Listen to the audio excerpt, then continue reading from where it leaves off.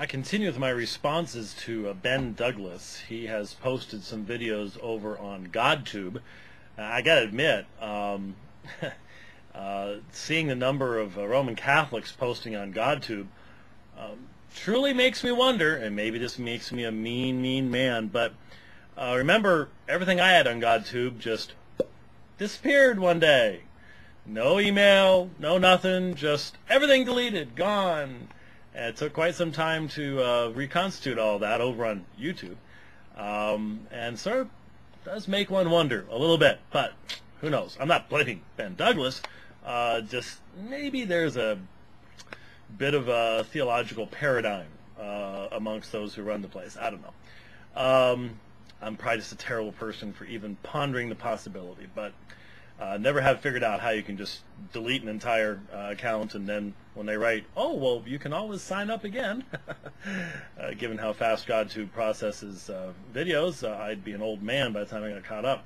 Anyway, I've been looking at Ben Douglas's responses, and now we're finally getting into some of the information in regards to Ignatius, and I think it's important. Though first, I just noted that Ben was wrong. He said I uploaded material arguing that Ignatius had a certain view of the Eucharist. I didn't. I had done a dividing line back in 2004.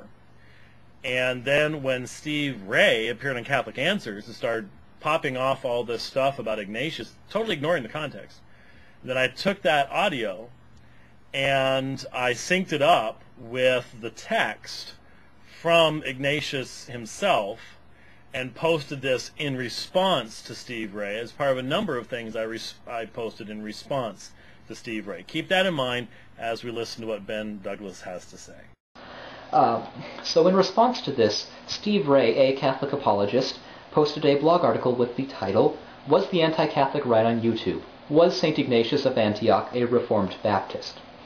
Now this doesn't quite accurately reflect Dr. White's position. He does not in fact assert that St. Ignatius was a Baptist, because this would imply that White and Ignatius hold to theologies which are identical in most or all particulars, which is obviously false. What Dr. White actually asserts is that, while there are significant differences between his and Ignatius's theology, Ignatius is fundamentally on his side and against modern Rome when it comes to those issues which Dr. White regards as the heart of the gospel. Dr. White can correct me if this in any way mischaracterizes his position. Well, here again is the problem.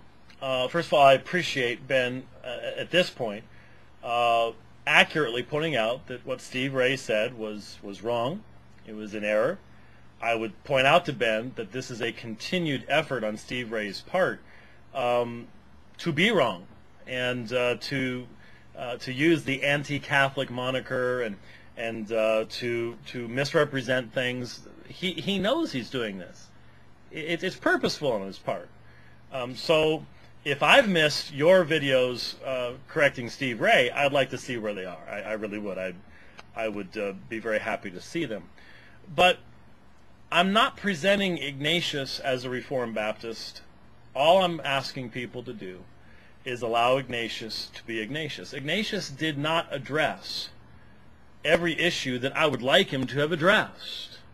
He does not address many of the issues relevant to the subject of justification, for example. That's not part of his concern, his apologetic. He's primarily concerned about Docetism and Gnosticism.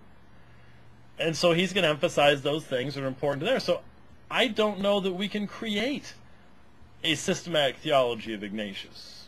I mean, he's very clear on monotheism. He's clear on the deity of Christ. There's Trinitarian references in it. He's an early witness to the issue of the cross and the resurrection. There's a number of things that we can look to him as a witness to. But you can read all of his letters in a matter of moments.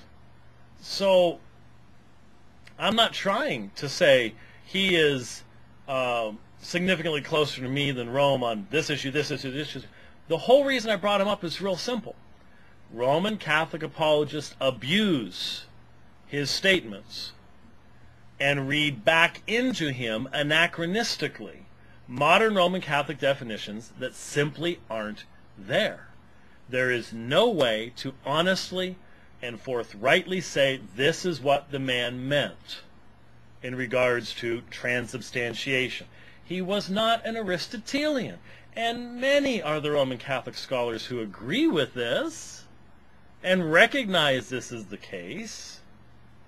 And so I was simply trying to say, look, this to go on national radio and say, this converted me to Catholicism, see, it's so clear, right here in the first generation, transubstantiation in the Mass, is a gross misuse of the early church fathers.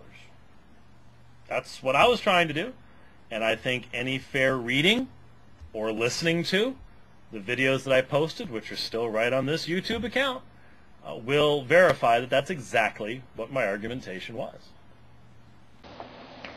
So why did Steve Ray misrepresent Dr. White's position? What he told me is that he was just using a humorous rabbinic exaggeration. It was never his intent to convey the idea that James White literally believes that St. Ignatius was a Reformed Baptist. Unfortunately, a lot of people, myself included, didn't get the joke, but hey, we all fall flat every once in a while.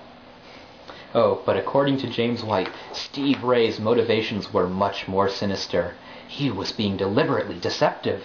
See, Steve Ray wants to construct a ridiculous persona of James White in the minds of Catholics. That way, Catholics can just laugh him off as some silly, ignorant Baptist, and never bother to read what he actually says. Ooh, the deception.